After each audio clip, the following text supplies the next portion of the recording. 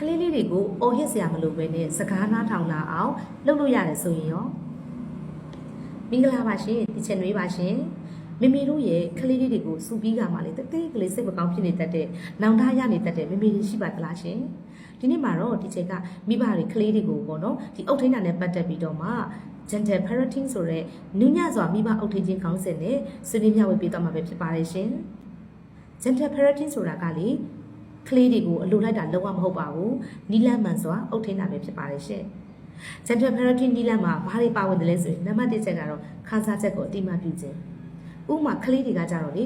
သူတို့ဖုန်းကြည့်ချင်လို့ကြီးကြနေတဲ့တခုခုလိုချင်လို့ကြီးကြနေတဲ့အခါမှာမိဘတွေက story telling လေးပြောပြီးတော့မှဟာခုနကနေမှမလုပ်မယ်အခုတော့ဘာဖြစ်လို့နားလည်အောင်နော်ဆိုပြီးမှသူတို့ကိုပြောကြည့်ပေးပါရက်လက်အနေနဲ့ဘာတွေဖြစ်လာနိုင်တယ်လဲဆိုရင်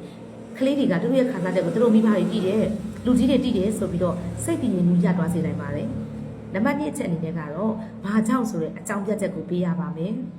ဥမာကလေးလေးတွေကလေကစားပြီးတော့မှကစားစရာတော့ပြန်မတိန်တဲ့အခါမျိုးမှာကျမတို့စရာတွေကိုမတင်လိုက်ဘူးဆိုရင်ပျက်စီးစေနိုင်တယ်။တယောက်ကတက်ပြီးတော့မနင်းမိသွားလို့ချော်လဲသွားရင်လေအန္တရာယ်တွေဖြစ်လာနိုင်တယ်ဆိုပြီးတော့ကျမတို့အနေနဲ့ပြောကြည့်ပေးပါ။ရလအနေနဲ့ဘာဖြစ်လာမလဲဆိုကလေးကလေဒီစီကားရဲ့နောက်ွယ်ကအန္တရာယ်နဲ့ခရီးဆိုင်မှုကိုတင်ယူသွားစေနိုင်ပါတယ်ရှင်။နံပါတ်3အချက်အနေနဲ့ကကြတော့နုညံ့ပါတို့တော့ပြတ်တာဖို့တော့လိုပါတယ်။ကလေးတွေကကစားနေရင်တငယ်ချင်းကိုရိုက်လိုက်တာမျိုးစိတ်လိုက်တာမျိုးပစ္စည်းတစ်ခုခုနဲ့ကောက်ပေါက်တာမျိုးလုပ်တဲ့အခါမျိုးမှာကျမတို့တွေအနေနဲ့ဒီကလေးလေးတွေကိုဟုတ်တယ်တားစိတ်တုံနေတာတီးတယ်စိတ်တုံလို့လုပ်တာတီးတယ်ဒါပေမဲ့အဲ့လိုလုပ်လို့မရဘူးပြီးတော့မှဒီကစားတာကိုရပ်ခိုင်းရပါမယ်ဒီလိုပြတ်သားမှုလေးတွေတော့လိုပါတယ်အထူးတတိထားမယ့်အချက်ကကြတော့ဒါကတော့ဒီလို gentle parenting နီလန်းကိုတုံးမဲ့မိဘတွေကိုတခုခုပြောရမယ်ဆိုရင်ကိုယ်စိတ်ကိုတည်ငြိမ်အောင်ထိန်းဖို့လိုပါတယ်ရှင်